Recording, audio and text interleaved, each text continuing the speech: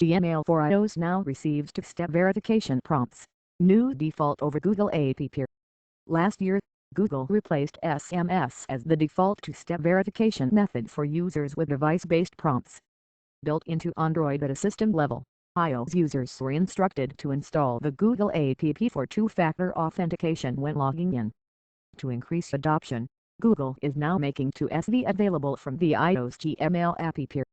Since sending security codes through text messages is vulnerable to spoofing, Google turned to two-step verification via what it calls the Google prompt. Upon signing into a Google app or service, your phone will receive a notification asking you to confirm you are logging in or reject. In addition to being more secure, it provides more information with the prompt noting what browser and operating system is being used to sign in, the location, IP address, and the exact time. On iOS, users were directed to install the primary Google app, which offers a full search and feed experience. The notification would ask users to open the app where they'd be greeted with a full-screen prompt.